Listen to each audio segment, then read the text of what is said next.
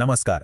आज आपण एका अशा विषयावर बोलणार आहोत जो आपल्या अगदी पायाखाली आहे, पण त्याकडे आपलं फारसं लक्षच जात नाही. हो, बरोबर, आपण बोलतोय जमिनीबद्दल.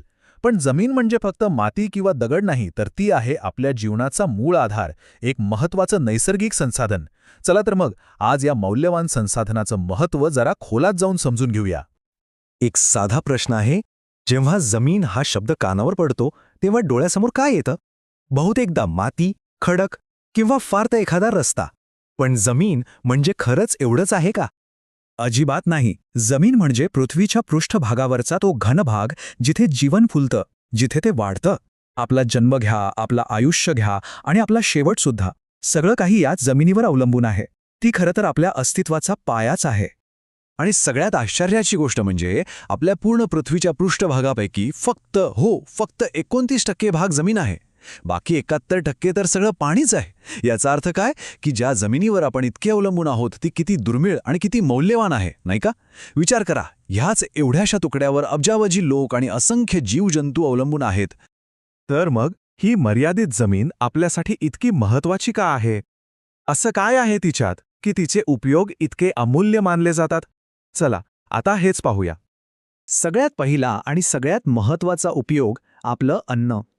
आपल्या ताटात जे काही येतं, मग ते धान्य असो, भाजीपाला असो किंवा फळं असोत, ते सगळं कुठून येतं? याच जमिनीतून. शेती आपल्या जीवनाचा आधार आहे आणि त्या शेतीचा आधार आहे ही जमीन. बरं, आता आपल्या घराचा विचार करा. शाळा, दवाखाने, रस्ते, मोठे मोठे पूल हे सगळं कुठे बांधले? जमिनीवरच ना. म्हणजे जमीन आपल्याला फक्त अन्नच नाही तर निवारा आणि विकासासाठी लागणारी जागासुद्धा देते. आणि एवढ्यावरच थांबत नाही. मोठमोठे कारखाने, बाजारपेठा, आपली पूर्ण अर्थव्यवस्थाच या जमिनीवर उभी आहे. म्हणजे बघा, उत्पादनापासून ते व्यापारापर्यंत प्रत्येक गोष्टीच्या मुळाशी ही जमीनच आहे. पण जमिनीचे उपयोग इथेच कुठे संपतायत? आपल्याला जंगलांमधून लाकूड, मध आणि अनेक औषधी वनस्पती मिळतात. जमिनीच्या पोटातून खनिजे मिळतात. व्यापार आणि वाहतुकीसाठी रस्ते आणि रेल्वे मार्ग मिळतात. आणि हो, जमीन एक मालमत्ता म्हणून तर आपल्या सगळ्यांनाच माहिती आहे. आता गंमत बघा, प्रत्येक प्रकारच्या जमिनीचा वापर तिच्या भौगोलिक रचनेनुसार ठरलेला असतो. जसं की सपाट मैदानं शेतीसाठी सर्वोत्तम असतात, तर डोंगराळ प्रदेशात आपल्याला घनदाट जंगलं आणि वनसंपत्ती दिसते.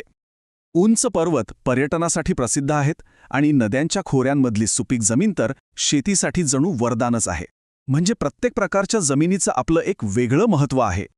आणि जशी जमिनीची रचना महत्वाची, तसाच मातीचा प्रकारही खूप महत्वाचा आहे. उदाहरणार्थ, काळी माती कापसाच्या पिकासाठी एकदम भारी, तर गाळाच्या सुपीक जमिनीत गहू आणि भात उत्तम येतो. त्याचवेळी डोंगराळ भागातल्या मातीत चहा आणि कॉफीचे मळे कसे मस्त फुलतात. म्हणजे कोणतं पीक कुठे घ्यायचं ही बऱ्याचदा तिथली मातीच ठरवते. तर ह्या सगळ्याचा अर्थ काय? जमिनीचा प्रकार, तिथलं हवामान आणि पाण्याची उपलब्धता, ह्या गोष्टी सगळीकडे सारख्या नसतात आणि म्हणूनच पृथ्वीवर सजीवांचं वितरणसुद्धा असमान आहे. आपल्याला कुठे घनदाट जंगलं दिसतात तर कुठे मैलोन मैल पसरलेली वाळवंटं. हे सगळं जमिनीच्या या विविधतेमुळेच घडतं. पण या इतक्या मौल्यवान जमिनीवर आज प्रचंड दबाव वाढतोय. आपण तिच्या क्षमतेपेक्षा खूप जास्त वापर करतोय आणि त्याचे गंभीर परिणाम आता स्पष्ट दिसू लागले आहेत. हे नातं अगदी सरळ आणि स्पष्ट आहे. एका बाजूला आपण जंगलतोड करतो आणि त्याचा थेट परिणाम दुसऱ्या बाजूला दिसतो, तो म्हणजे जैवविविधतेचा नाश. अनेक प्राणी आणि वनस्पतींची घरटी, त्यांचं अस्तित्वच आपण कायमचं संपवून टाकतो. तसंच जास्त उत्पादन मिळवण्याच्या हव्यासापायी आपण रासायनिक खतं आणि कीटकनाशकांचा इतका मारा करतो की जमिनीची नैसर्गिक सुपीकता, तिची ताकदच हळूहळू कमी होत चालली आहे. आणि यासोबतच मातीची होणारी धूप, कारखान्यांमधून होणारं प्रदूषण, या सगळ्याचा एकत्रित परिणाम म्हणजे वाळवंटीकरण. सुपीक जमीन नापीक बनतेय आणि त्यामुळे पिकांचं उत्पादनही घटत चाललंय. थोडक्यात काय तर वाढती लोकसंख्या आणि विकासाच्या नावाखाली आपण जो काही हस्तक्षेप करतोय तो निसर्गाचा समतोलच बिघडवतोय. आपण कळत नकळत आपल्याच पायाखालची जमीन संपवत चाललो आहोत. परिस्थिती नक्कीच गंभीर आहे, पण अजूनही सगळं काही हाताबाहेर गेलेलं नाही. मग महत्त्वाचा प्रश्न हा आहे की ही परिस्थिती बदलण्यासाठी आपण नेमकं काय करू शकतो? ह्याचं उत्तर एका शब्दात आहे: संवर्धन. जमिनीचं संरक्षण करणं, तिची काळजी घेणं, हीच या समस्येवरची खरी गुरुकिल्ली आहे. चला पाहूया हे आपण कसं करू शकतो. उपाय अगदी साधे आणि सरळ आहेत. पहिलं, जास्तीत जास्त झाडं लावणं म्हणजेच वृक्षारोपण. दुसरं, रासायनिक खतांचा वापर कमी करून सेंद्रिय शेतीकडे वळणं. तिसरं, बांध घालणे किंवा पायऱ्यांची शेती करणे, अशा उपायांनी मातीची धूप थांबवणं.